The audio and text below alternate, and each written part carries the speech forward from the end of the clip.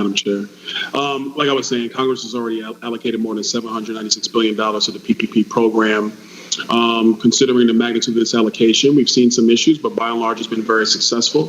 PPP eligibility was extended to qualifying organizations under the 501c3 statutes, including 501c6s, 19s, and through administrative action 501c12s. These nonprofits are public charities, chambers of Congress, veterans organizations, community utility service providers, and many, many more.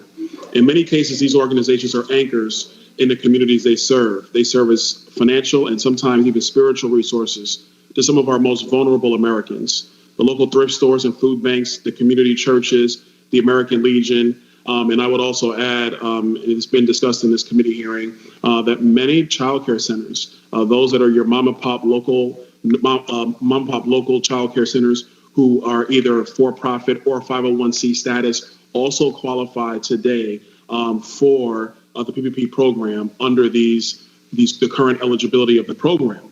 I think the plan that my colleagues on the other side of the aisle to expand 501c status to all 501c3s except for 501c4s, I think is a bridge too far.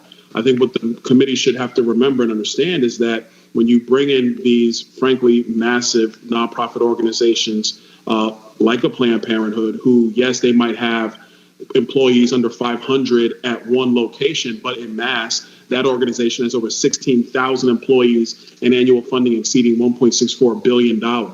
I think it's important for the committee to remember not too long ago that when you had companies like Steak Shack who were trying to take advantage of PPP, it was roundly frowned upon because of the size of those organizations. And I think it's important for the committee to recognize that we should be doing the same here, staying focused on small businesses, being focused on small organizations and nonprofit organizations like community child care centers who are nonprofit or maybe for-profit, like the nonprofits who are our American Legions and things of that nature.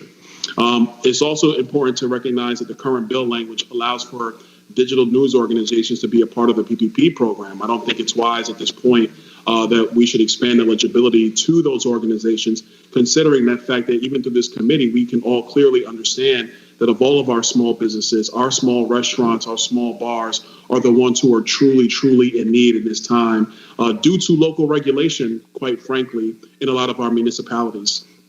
This is why I'm offering this amendment.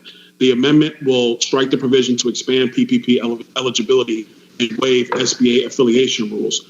We cannot continue to fund a politicized bailout that is masked under the guise of COVID-19 relief. If state and local government, it's time for state and local governments to let these businesses fully reopen, to let the market do what it does best, and that allows companies to earn money, that allows nonprofits to be able to get the resources they need through market organization that does not allow the state or local governments to continuously keep them locked down. The American taxpayer and future generations are the ones who have to carry the brunt of reckless legislation, like this unwarranted expansion.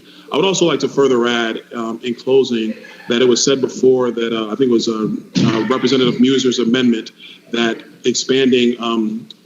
giving more flexibility to small businesses, that there was no fiscal assigned to that. I would add that if we adopt my amendment and do not do a massive expansion of eligibility, there's probably more than enough financial flexibility to actually adopt the Muser amendment and to be able to help a lot of these small businesses who truly need access to capital as quickly as they can so they can keep themselves afloat. That is the amendment, Madam Chair. I yield back.